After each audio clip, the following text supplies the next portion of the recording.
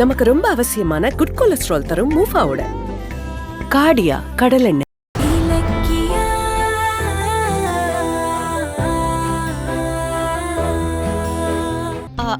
அமுதா வாமா. என்னம்மா வீட்ல யாருமே இல்ல? அண்ணன் அண்ணி அஞ்சலி எல்லாரும் எங்க போனாங்கன்னு உனக்கு ஏதாவது தெரியுமா? உங்களுக்கு விஷயமே தெரியாதா? என்ன விஷயமா? மாசிலாமணி அண்ணனை ஹாஸ்பிட்டல் கூட்டிட்டு போயிருக்காங்க. ஹாஸ்பிட்டல்கா? ஹாஸ்பிட்டல்கா? என்னம்மா? என்னாச்சு அண்ணனுக்கு? கீழே விழுந்ததுனால தலையில அடிபட்டுருச்சான். ஐயோ. அஞ்சலியும் சிந்தாமணியும் அவரை ஹாஸ்பிட்டலுக்கு தூக்கிட்டு போயிருக்காங்க. நான் பார்த்துட்டு கேட்டதுக்கு அவங்க அப்படிதான் சொன்னாங்க. மாமாக்கு ஏதோ ஆபத்து இல்லையே? அது தெரியலப்பா. ஆனா நான் பார்த்தப்ப பேச்சு மூச்சு இல்லாம தான் தூக்கிட்டு போனாங்க. எந்த ஹாஸ்பிட்டலுக்கு கூட்டிட்டு போனாங்க அமுதா? தெரியலையேக்கா. கடவுளே. மா எனக்கு பசிக்குதுமா, வா கேண்டீன் போய் சாப்பிடலாம், வா போலாம். ஏண்டி பெத்த அப்பா உயிருக்கு போராடிக்கிட்டு இருக்காரு, சாப்பிட போலாங்கற? ஏண்டி உனக்கு கொஞ்சமாவது பாசம் இருக்காடி? ஆமா, பெரிய பாசம். கீழே விழுந்ததுல மனுஷன் அப்படியே போயிருவாருன்னு நினைச்சேன். ஆனா அந்த மாதிரி எதுவுமே நடக்கலையே. ஏய் வாய மூடுறி. பின்ன என்னமா, இறக்கமே இல்லாம என்ன அந்த வீட்ல இருந்து வெளியில துரத்துவாரு. எனக்கு எப்படி அவர் மேல பாசம் வரும்? இப்ப நீ சாப்பிட வர போறியா இல்லையா?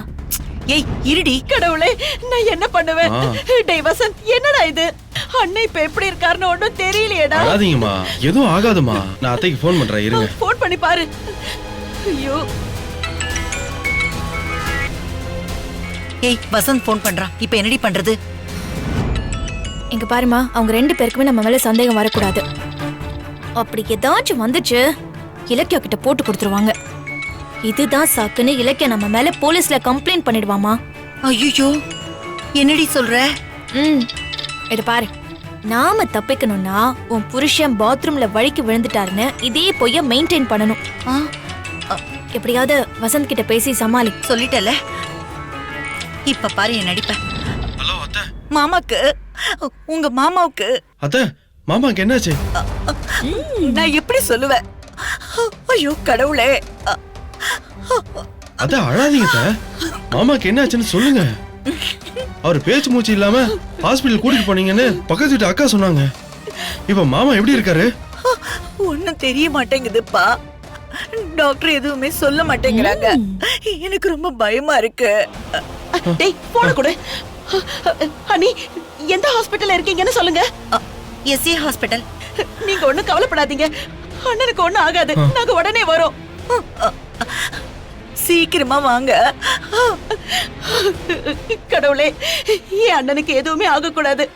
நம்ம உடனே கிளம்பலாம்டா. போலாமா? வா போலாம். வாங்க. என்னம்மா கரெக்டா பேசுனேனா? பின்னிட்டமா, இதே மாதிரி கடைசி வரைக்கும் மெயின்டைன் பண்ணு, சரியா? நான் தான் தள்ளிவிட்டேன்னு யாருக்குமே தெரியக்கூடாது. ஏண்டி, உங்க அப்பா எந்திரிச்சு வந்துட்டாருன்னா நீ பண்ணது தெரியாமலையா போயிடும்? உன் டிராமா எல்லாம் வேஸ்டா போயிடும்டி. இந்த வீட்ல ஒரு பிரளயமே நடக்குமே. ஜாக்கிரதையா இருடி. அதையே இப்ப ஞாபகப்படுத்துற. இப்ப என்ன கொஞ்ச நேரம் நிம்மதியா இருக்க விடு ப்ளீஸ். இப்ப நான் எல்லாத்துக்குமே துணிஞ்சுதான் இருக்கேன். என்ன நடக்குதோ நடக்கட்டும், பாத்துக்கிறேன்.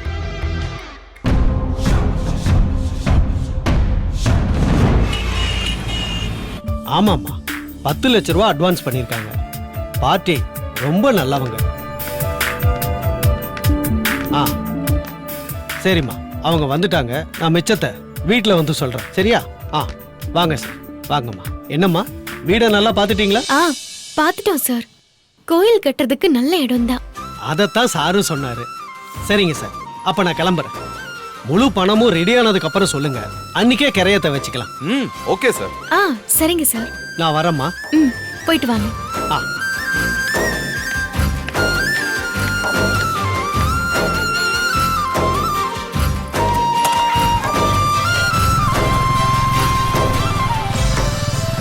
அப்புறம் இலக்கியா? ஓ சாரி சாரி சாரி. ஆதரவற்ற பெண்கள் இல்லத்தின் தலைமை நிர்வாகி இலக்கியா மேடம் அவர்களே, உங்க கனவை நிறைவேற்றிட்டேன். இப்போ உங்களுக்கு சந்தோஷமா? இங்க பாருங்க, கிண்டல் பண்ணாதீங்க. ஓ உண்மைதான் சொல்றேன்.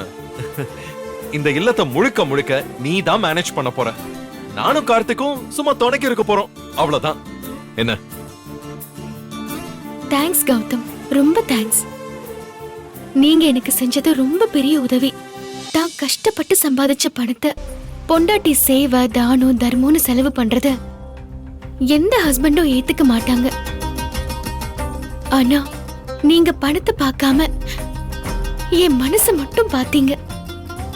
எது செஞ்சா நான் ரொம்ப சந்தோஷப்படுவேன்னு பார்த்து பார்த்து செய்றீங்க. இந்த இல்லத்தை ஆரம்பிச்சா எத்தனை ஆதரவற்ற பெண்கள் சந்தோஷப்படுவாங்கன்னு உங்களுக்கு தெரியுமா? அவங்களோட சந்தோஷத்துக்கு நீங்க தான் காரணம். இந்த புண்ணியம் முழுக்க உங்களை மட்டும் தான் செய்றோம். இலக்கியா, எதுக்கு பெரிய பெரிய வார்த்தைலாம் பேசுற? இந்த ஐடியாவை நீ கொடுக்காம இருந்திருந்தா எனக்கு இது தோணி இருக்காது. சோ இந்த நல்லதை செய்யறதுக்கு ஒரு வாய்ப்பு கொடுத்த உனக்கு தேங்க்ஸ்.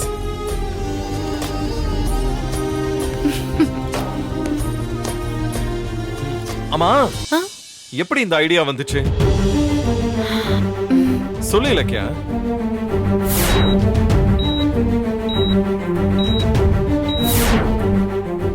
ரேவதி அத்தை மாதிரி பெண்களோட கஷ்டத்தை பார்த்துதான் இந்த இல்லத்தை ஆரம்பிக்கணும்னு தோணுச்சுன்னு நான் எப்படி கௌதம் சொல்லுவேன்? ஓய், என்ன யோசிக்கிற? கௌதம், கஷ்டப்படுறவங்களோட இடத்துல நம்மள பொருத்தி பார்த்தோம்னா சேவை செய்யற ஆசை தன்னால வந்துடும்.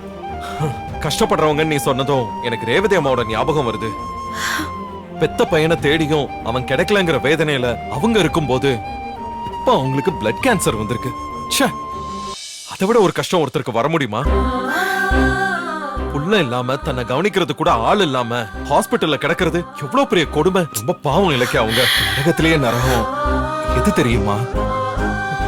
தனக்குன்னு ஒரு உறவு இல்லாம கஷ்டப்படுறதுதான் ரொம்ப பெரிய நரகம்.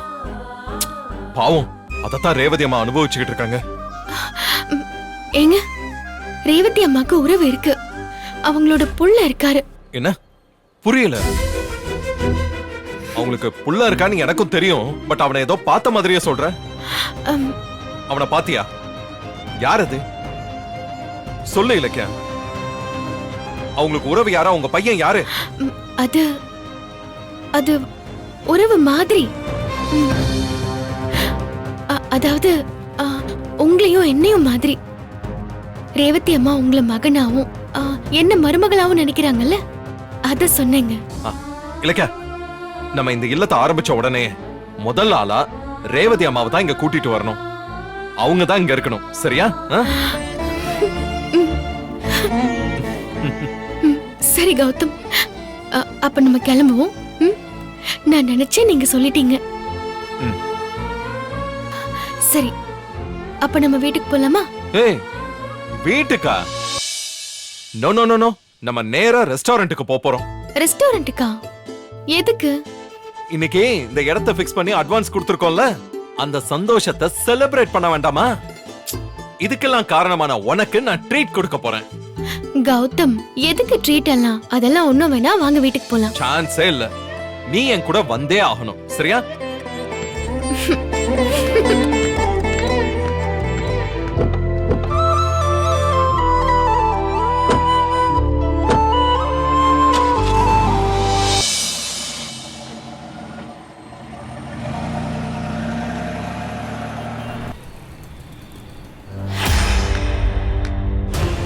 மாசிலா மணின்னு ஒரு பேஷண்ட் அட்மிட் ஆயிருக்காரு. எந்த ரூம்? அஞ்சலி, 2 லூசுங்களும் இங்க வருதுங்க. முகத்தை சோகமா வச்சிருக்கிற மாதிரி நடி. சரி, தேங்க் யூ மேடம். டேய் வாடா. வாங்கம்மா. அண்ணி, அண்ணி, அண்ணனுக்கு என்னாச்சு அண்ணி? அண்ணன் எப்படி இருக்காரு? அத்தை, மாமா எங்க? மாமா எப்படி இருக்காரு? தெரியலப்பா, நாங்களும் அது தெரியாம தான் அழுதுட்டு இருக்கோம்.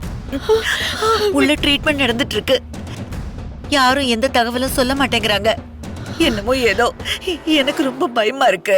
அண்ணி, அண்ணனுக்கு ஒண்ணும் ஆகாது. கடவுளே, எங்க அண்ணனுக்கு எதுவும் ஆகாம நீதான் காப்பாத்தணும்.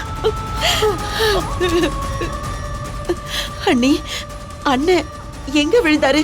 எப்ப விழுந்தாரு? ஐயோ, ஆரம்பிச்சிட்டாளே.